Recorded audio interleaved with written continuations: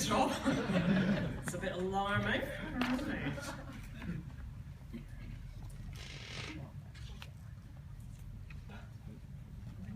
Okay.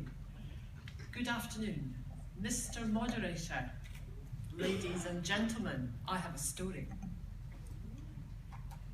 Just think it did. Oh. Don't look at that slide. Don't count the time. Here we are. This is an important start. In this country, there's a lifetime risk of being diagnosed with breast cancer of 1 in 8. And I'm looking around this audience and looking at the women and just thinking about that figure. And the female breast cancer incidence in Great Britain has increased by 72% since the mid-1970s. I went to university in the mid-1970s. I cannot believe that increase in that time. The UK incidence rate is the 6th highest in Europe. And worldwide, it is estimated that more than 1.68 million women were diagnosed with breast cancer in 2012. And we have to think about that worldwide picture, because when we think about prevention, causes, treatment, we need to think what can actually be done on a global scale, not just what we can do here in a rich country.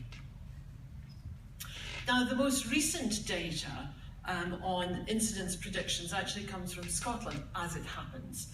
And what ISD have said is that between now and 2023-27, we're expecting an increase of 27% of the disease. And in their report, they say this is because of the ageing population.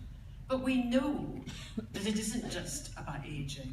We know we can't do anything about ageing, and we need to just get a little bit beyond that. Now, I was at the World Cancer Conference last year, and Chris Wild, director of IARC, I think made a very important statement. We cannot treat our way out of the cancer problem. A balanced and integrated approach to prevention, early detection and treatment is required. And I would argue that a balanced and integrated approach to research in prevention, early detection and treatment is required. And that we do not have. And this slide illustrates what we do have. And this is data supplied to me by Breast Cancer Now. And it's the total funding envelope by NCRI partners for breast cancer research. What we have in that little yellow bar at the top is the spend, the percentage spend between 2009 and 2013. You can barely see it. Beyond that, we have an orange line, which is the amount spent on cancer causes. And the differentiation here is that that prevention spend is classed as a research to identify interventions which can reduce breast cancer risk. And when you look at the actual numerical figures down at the bottom there, in 2013 it was 890,000 was spent on prevention for breast cancer. Almost 6 million on looking at causes. Can we move causes into thinking about prevention? We do in this country have a National Prevention Research Initiative, and I have the honour of chairing the scientific committee of that for the MRC. And there's a number of partners pay into that research pot, but breast cancer charities are not one of them.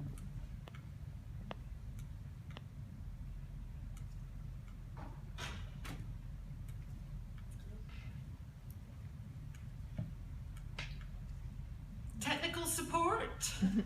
Thank you. Okay, research in this country has really helped survivorship. And when we meet women diagnosed with breast cancer, we look forward, we try and talk about the good news, and survivorship rates are fabulous and improving. Treatments have improved a lot, and early detection has improved. But what's happened to prevention? And I think there isn't a person in this country who's been diagnosed with breast cancer who didn't wish that it couldn't have been prevented. So whilst we talk very successfully about other aspects, we really mustn't forget prevention. And for women who are diagnosed and thinking about their daughters and can it be prevented, then what can we actually tell them in terms of evidence base?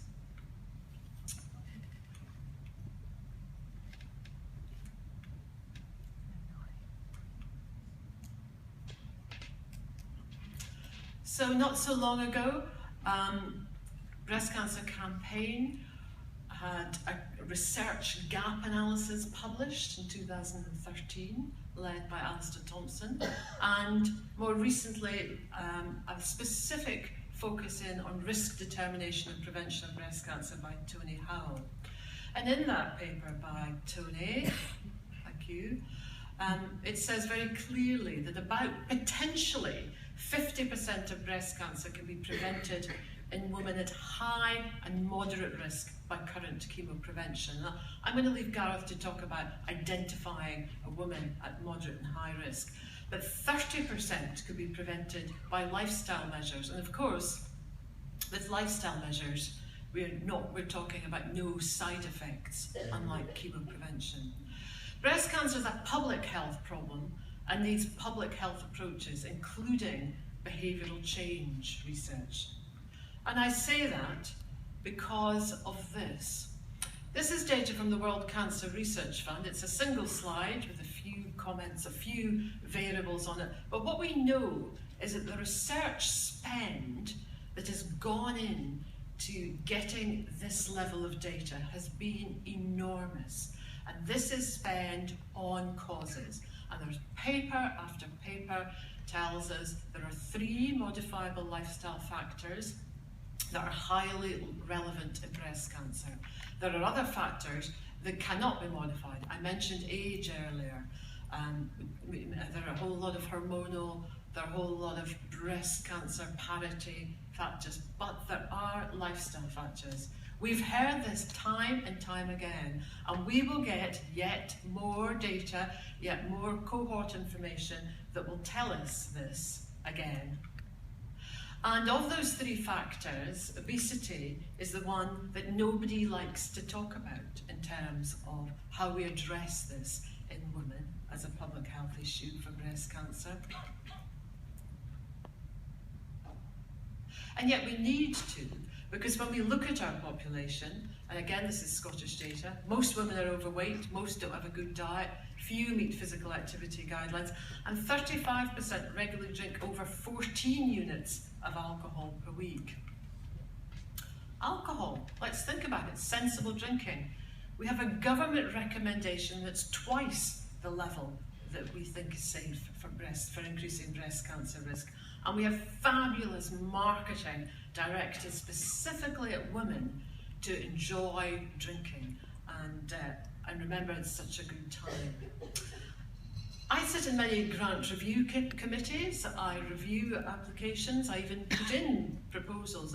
What do the breast cancer research community think about prevention? Here are some of the comments I've heard. Boris bikes, that's what's needed.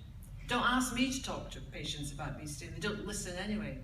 Women are bombarded with such lifestyle advice and its impact is becoming clear in society. With the introduction of wearable health, I don't know how many of you have got Fitbits on, but what I do know is that the women that I see from deprived communities do not have wearable health. And if these are the views of people in breast cancer research, then we have a really long way to go to try and help develop public health approaches. Last minute. Okay, we have I want extra time for the slides. We have asked women what they think about lifestyle breast cancer. What do they say? They say lifestyle factors they play a role. If it's for you, it won't go by you. They're suspicious. Here we go again, alcohol, physical activity. And they're skeptical. Everybody knows Auntie Jean, of course, who lived to well over 90 and smoked and drank. And it's very hard for women to understand the relationship between body weight, weight gain, and breast cancer risk. And then we said, well, how would you feel? These are women coming along for routine screening. How would you feel if you were offered an intervention related to breast cancer? Yes, it's important information to reduce risk, but we've heard about risk before for these lifestyle factors, but not in terms of breast cancer. This information is new. It seems incredible that we conceal the information on lifestyle for women attending breast cancer screening clinics. They also said that they thought it would be a motivator if they knew that it would help to reduce risk, and it would be empowering, not frightening.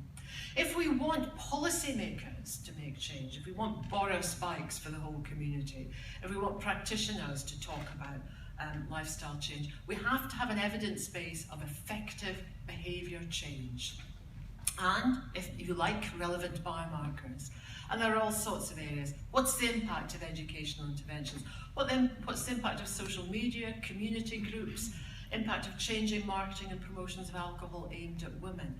We cannot ask our policymakers to make changes without an evidence base on what works in terms of prevention.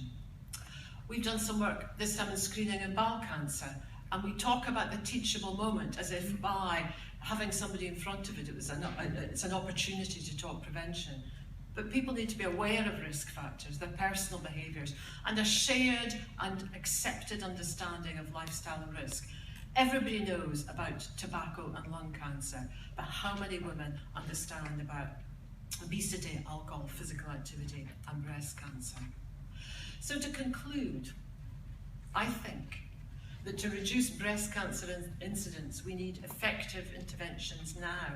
And to get those interventions, we need a better balance on the research on causes and research on preventative interventions. Thank you.